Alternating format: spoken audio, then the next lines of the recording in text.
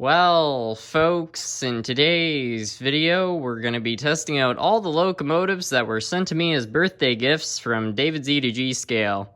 So David Z to G Scale very generously sent me everything you see right here, and a large part of that lot is a variety of different locomotives which I've yet to test. So I thought it'd be kind of fun to go through all of them today and see what work and see what needs work. So we've got a Bachmann Penn Central F unit, which I thought was pretty unique. It's N scale, so even a little something for the N scale viewers out there. We've got this blue Rock Island DDT switcher, which I thought was really unique. This one's sort of special to me because, first of all, I just really like 040s. But the other thing is I don't have a ton of stuff from the Rock Island, especially not anything in the blue paint scheme, so I thought that was really cool. Next, we've got a unpainted locomotive. He said I could just paint this up to make it whatever it is I want. So we might have a Canadiana locomotive, another one coming to the collection in the near future. I don't really know. We'll come up with something for it. And we've got a Florida East Coast BL2. This has a really cool paint scheme. Yeah, and it's a AHM one, I believe. He also sent this sort of unique-looking shell from the Chicago, Eastern, and Illinois Railway, so yeah, that's sort of cool. These are a couple of trolleys that he sent. I'm not entirely sure if these are powered or not, and they might just be display, but I feel like at least one of them is going to be powered, because they might be designed to be coupled together. I really don't know, but we'll try to test those, see if they have lights or anything, or maybe a motor, I don't know. And then finally, the last thing he sent, and I think this has to be the cherry on top of the ice cream, is an entire Southern Pacific daylight set, all from athearn. It's all athearn blue box stuff, and as you can see, it's got all the locomotives, as well as the rolling stock. So hopefully the locomotive will work, because if it does, I'll be able to run an entire train and show that to all of you guys. So anyway, let's get started. So to begin, we're going to start off with this little Penn Central F unit from Bachmann. I'm really curious to see if this thing will start or not. I really can't tell. These older Bachmanns in N scale I've actually found are a lot better quality than the Bachmanns of the same era. So I think it might. Oh. Not a light. Sounded when we first put it on the track. Oh.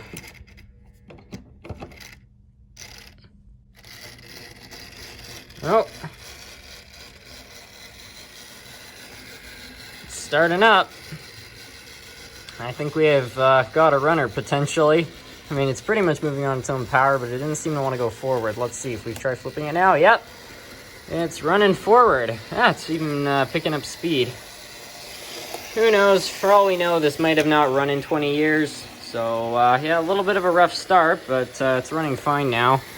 I'm not going to run this for too long because the oil in it is probably long gone, and I suspect there's probably a bit of dust in here, considering it's got a open gearbox. So, yeah, that's about as much testing as we'll do. But, quite a success already. Let's test out the other ones now. And next, we're going to test out the Rock DDT switcher.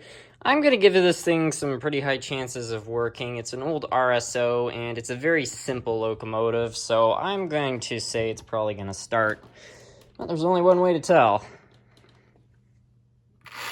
Yep, we've got a runner. Probably use some fresh oil. It also might have dirty wheels or dirty contacts because it seems to have some trouble starting. But it ultimately is a runner. As I was saying, these are very simple locomotives, so it's pretty rare to see these not start up. And if they don't, it's usually just because a wire's broken. So yeah, fine little locomotive. Here's the unpainted locomotive. I noticed something sort of interesting. This one has the AHM logo, but it also says RSO. So I don't know, I guess they kind of collaborated on this one. It's, I'm not entirely sure of the history, but I know Lifelike, RSO, and AHM kind of intertwined it a little bit. So this might just be a byproduct of that. Wow.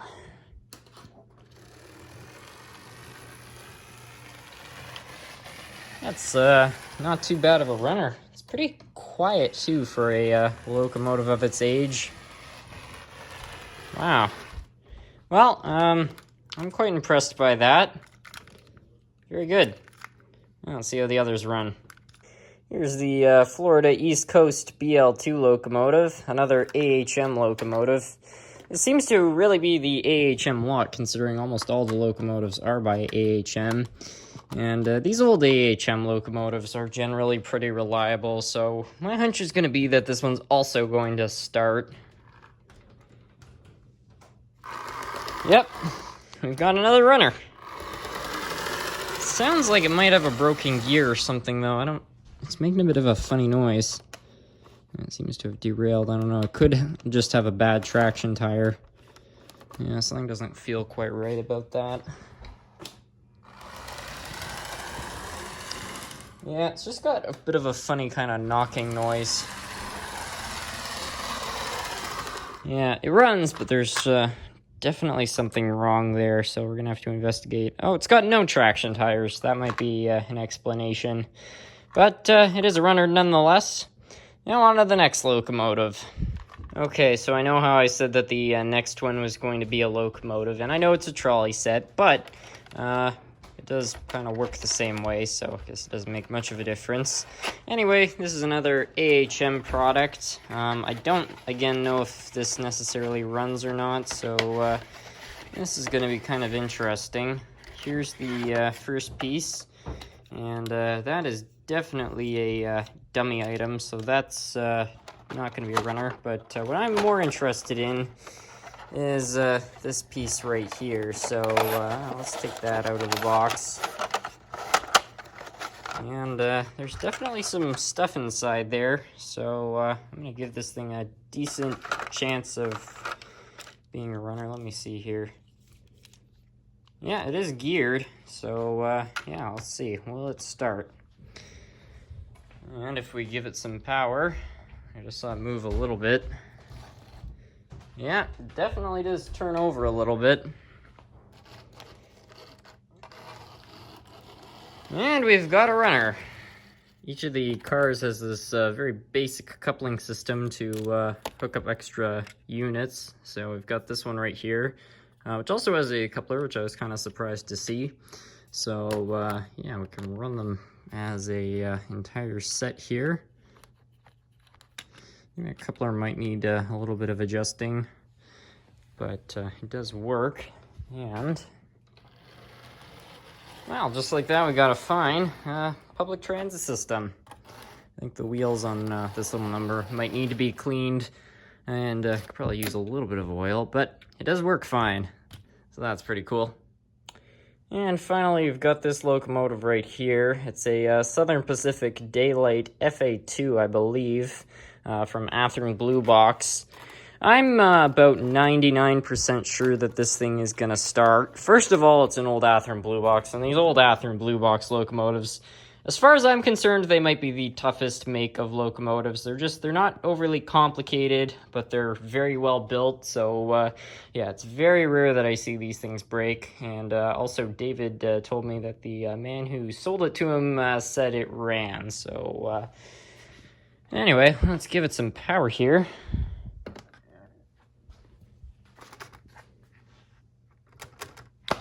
I might have to eat my words.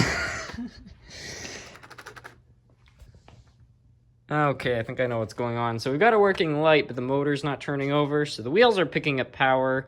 I think there's just a problem with a little piece of metal that kind of comes up here. So we'll open it up and try to do a little diagnostic, see if we can figure out what's up.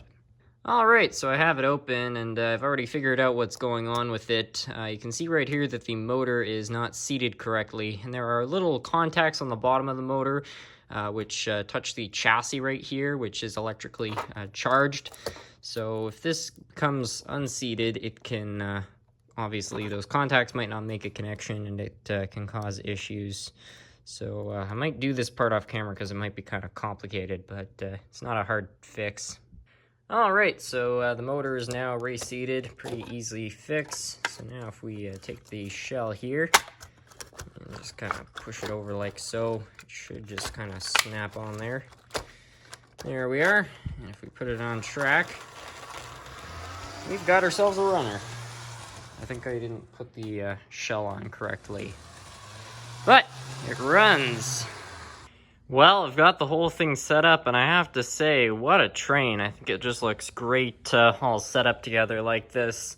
I also have some more Southern Pacific cars, and this has kind of got me more inspired to possibly create a parody of the train scene in the 1986 movie Tough Guys. I think that would be a lot of fun, because with the other cars, we could actually make this, I think, pretty close to the length of the actual Daylight, and I also have the Daylight steam locomotive, so maybe that can be its last hurrah. I don't know. Anyway, let's give this thing some power, and watch it go. Oh, that's so awesome.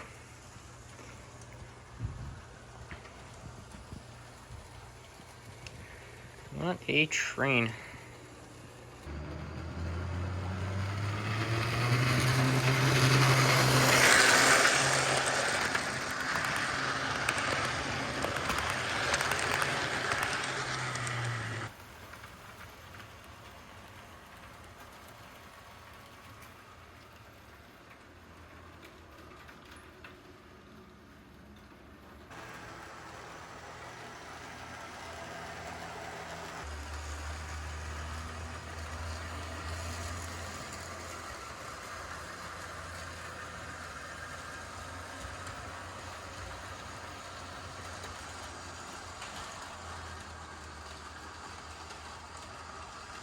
Well, folks, that's going to be it for today's video. I hope you all enjoyed. Before I finish off the video, I just want to once again thank David Z to G-Scale for sending all these locomotives. It was just so generous for him to send all this stuff, and yeah, I can't thank him enough for it. I really enjoyed running all this stuff today, and I can't wait to run some of it in future live streams, and maybe even potentially make a parody of the movie Tough Guys using the Daylight set. Who knows? Anyways, with that, I want to finish off the video. Thanks for watching, everyone.